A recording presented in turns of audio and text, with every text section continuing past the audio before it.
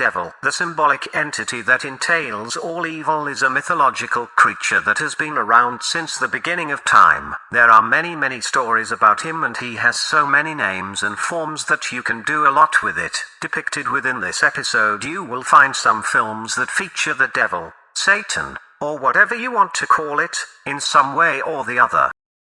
The Wailing is a South Korean horror movie about a bunch of lazy cops who stumble upon some horrendous murders. Murders where whole families are ripped apart and eaten. As they slowly and reluctantly do their jobs, they stumble upon something sinister, something supernatural, and quickly put the blame on a solitary Japanese man, now only to find the evidence to convict him. The Wailing is one of those horror movies only the Asian cinema can make. Seeped in legend, it plays with some truly horrendous murders, disease, and even a little bit of the zombie genre. By far the most interesting is the portrayal of the cop and family man, as he both deals with reluctantly finding the murderer as well as keeping his family, and mainly high daughter, safe from it all. I don't need to say that this is harder than he'd think. The movie is long and meticulously allows the viewer to be seeped into the village people and what is going on. At times you might think it's too slow, but trust me when I say that it all comes to fruition at the end, leaving you wondering what you have seen, or more so, what you have thought is the right thing, and it reveals for yourself what the themes were in the film in the first place: prejudice, superstition, bigotry, and all that other normal stuff humans are built to experience out of fear and desperation. This is good stuff. Go watch it. Smash that.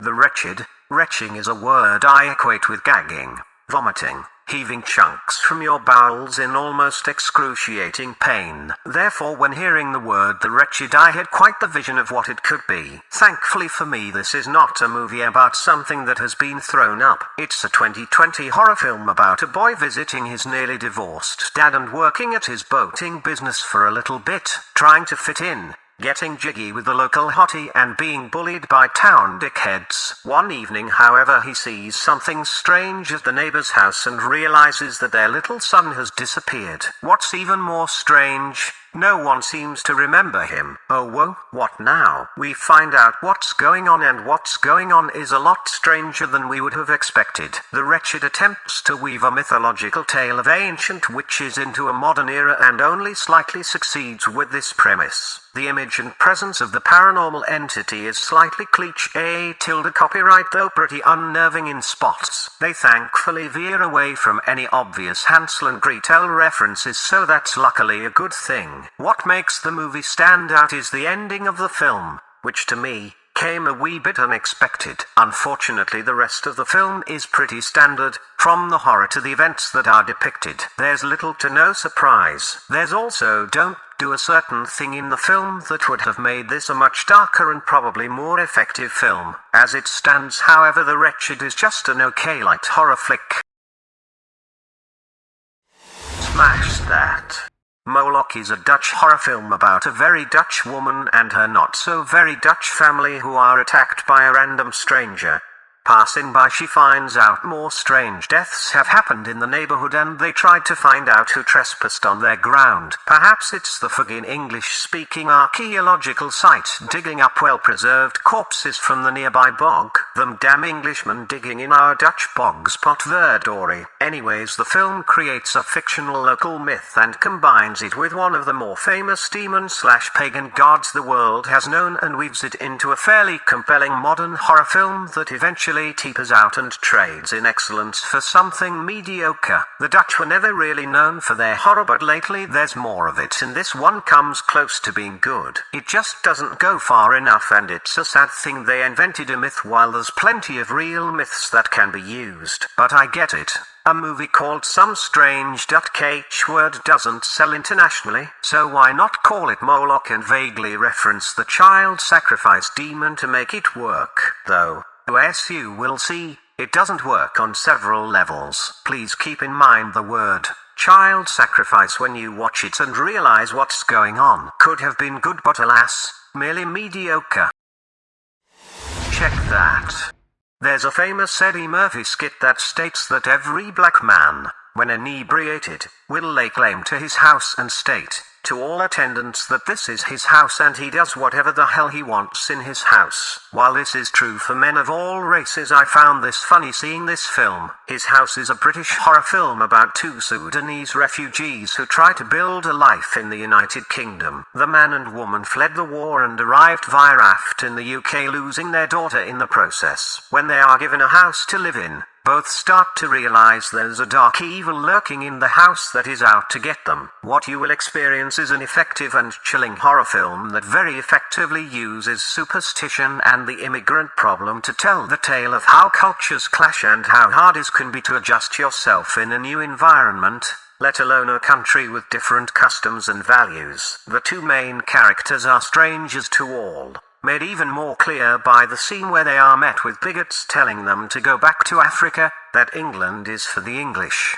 Superb note, the people in question were black as well. Small things like this and many others make this a very subtle movie. Personally, it struck a note since Syrian refugees in my town were also offered a fairly big house to live in, only to call it unclean. Unclean not being dirty, but that there were evil spirits within, a remark that was fixed by simply cleaning the house bit gave much ire to our local mayor. Matt Smith from Doctor Who fame has a small role in this film, but the true stars are Soap Irisu and One Me, who play their roles effectively. Despite what you learn during the film, you'll sympathize with them and realize, even at the end, that things might, maybe, just maybe, turn out well for them. It's all better than being slaughtered by some warlord after all. Smash that.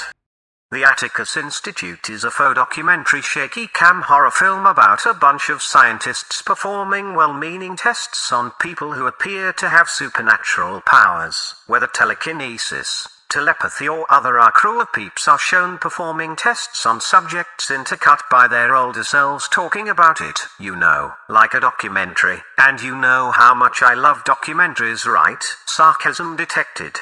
Sarcasm detected. When the scientist suddenly gets a new patient who portrays a massive amount of abilities, things get more interesting. When that same person shows signs of possession, however, it all becomes a wee bit more dangerous than expected. The Atticus Institute is a novel possession story that ultimately buckles under the choice of being one of those stupid fake documentaries. I'm sure that some people think it's okay to have cameras everywhere and in every angle, even at the places where there would be none, but I personally dread this kind of stuff. Cutting back and forth to talk about what happened in the past, narrating those images is even more annoying. Just show me the story.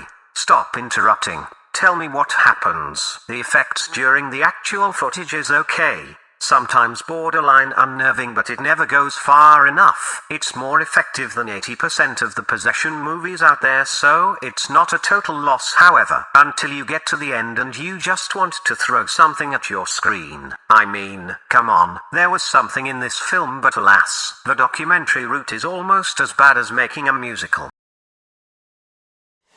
Check that. Help me, I'm Possessed sounded like a comedy to me. Preferably one with Leslie Nielsen parodying The Exorcist. But alas, that movie was called Repossessed, and even though I don't remember it being that funny, it's definitely better than this. Help Me, I'm Possessed is a mid-70s B-movie that feels like it's made in the 50s. It's about a strange man who runs a sanitarium in the desert with his wife and his hunchback sidekick. No, this is not Frankenstein, although not completely. Anyways, murders happen and he gets a visit from the local sheriff, who of course does nothing, even though you can see from a mile away that there's something going on. That something? He has naked women and a man chained in his dungeon and uses them for torture and other means. Why? Well, why don't you find out while watching the movie? I wouldn't say that this is a good movie, but there are plenty of movies worse than this. The main problem with this film, however, is that it offers a lot of potential yet delivers nothing. Naked women in the dungeon, sure, but then at least show enough of it. Torture, same. Murder, same. There's a slight hint of a Lovecraftian monster. There's a hot nurse. There's a suspicious wife. But it is all for naught. It's like a Scooby-Doo episode but without the gags. This movie is like the Scooby-Doo cartoon where we only have the original Velma, not the oversexed super hot versions we get on the internet these days. The title itself should say enough, I guess.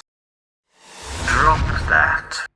Satan's Blood is a late 70s Spanish psychological horror film about a young couple who get pulled aside while driving by another couple who claims to know them. They oblige the mysterious two and end up spending the day with them. And a day turns into night, and that night is filled with strange things, weird things, satanic things. For that couple is not who they seem to be. Satan's Blood feels a little bit like a Spanish Rosemary's Baby, but without a baby. It's an interesting trip that turns surreal pretty fast and then gently changes over into a tale of terror and survival. The film doesn't shy away from showing the nasty stuff and joyfully shows us violence, sex and some rapage. One wouldn't think that a Spanish satanic movie would be all that good, but it is actually surprising. It is of course of its time, but that's all good to me. No bullshit, no filler, just simple and straightforward going from point A to B. The ending is a wee bit predictable in my book, but the trip along the way is pretty neat. Check that. The Medium is a tie, oh no. Mockumentary horror film about a shaman named Nim from the Azan region who is convinced she has been possessed by the spirit Bayan, an ancestral god who has been possessing women in her bloodline for generations. Mink, her sister, converted to Christianity to avoid the possession, and thus her daughter Mink, whose name you will hear a million times in the film, is next in line. And then unfortunate befalls the men and women around them, and one starts to think the goddess isn't that nice after all. Mink. The Medium. Mink is a typical mockumentary with stupid interviews Mink, stuff that happens with shaky cam Mink, stuff that happens with hidden cam Mink, and stuff that shouldn't happen when any cameras are around Mink. This makes the Mink film annoying. Mink and the constant yelling for Mink and an occasional Mink. Eventually Mink makes it hilarious. When the possession finally Mink surfaces, it's too little too late, and Mink, the directors and writers, are Mink, unable to keep it compelling. Mink, inserting both Christian as well as local exorcisms. Mink, zombies, demons, child devourment. Mink, the works. Mink. Suffice to say that Mink, I wasn't impressed with this film, and it was more a nuisance than it's Mink worth. It could have been a lot better without Mink the mockumentary crap and some better plot Mink progression. Also less yelling for Mink. Mink. Stink. Drop that. The Summoned is a 2022 Netflix horror film where a bunch of friends meet each other at some kind of exclusive self-help retreat. A couple drives up to the manor to meet up with some of their very successful friends to spend a weekend in a lush manor while being tutored by some guru-type character. It's pretty obvious from the start that things will happen between the characters, especially when the hot blonde starts to seduce the guy who is in the relationship. Personally, I'd have failed the test quicker than our fella, since she's way more type than the obnoxious girlfriend, but hey, the guy is a good guy, and that, my friends, should say something about the rest of the film. Loosely and referenced in the movie with Goethe's Faust, and thanks to the dark gloomy neon red poster you can guess where this film will go. It will surprise a little bit in certain spots, but most of it is pretty straightforward and expectable. The cast is diverse. The acting is nothing special, the horror is quite low on the scare meter, and the blood and violence is pretty PG in my book. It's competent, but it's painted by numbers, which is ironic since it uses 3 paintings for about 2 scenes as if it's something profound, but showing the painting changed twice just makes it all feel like a gimmick, an idea thrown in to give it more substance. Some brown sugar on bland oatmeal, like the hot blonde chick in a bikini who gets hers. An okay movie for millennials, a fairly bland wannabe for everyone else. Not without its merit, but I, Robotron, strive for excellence, not mediocrity, even if the blonde is hot. Check that. Dante's Hell Animated is a 2013 animation movie using the 72-piece collection of paintings by Dino Di Giuranti as a base to create the film. The story depicts the events as written in the ancient text of Dante Alighieri's Inferno and tells the story of the poet Virgil guiding Dante through the circles of hell. This film is narrated both in the original Italian as well as English and uses the texts as well as can be. I personally watched the English version and was quite disappointed by the quality of audio. The voices sound hollow and were often hard to hear. What I believe to be Eric Roberts' delivery was monotone and boring. I'm not sure as it was due to the quality of my copy, which was a YouTube channel, seeing this is offered to everyone for free for study, but I was left wanting. Similar to the animation, I expected a wee bit more, but then again I am spoiled. Overall, though, this is a very good depiction of the book for those who prefer the visual medium rather than the written one. It's well made and offers something new for those who have not seen the paintings, texts or pretty awesome games they created back in the day. JK Dante's Inferno. Both the game and the animated film based on the game were fine, but this is the real deal. Check that.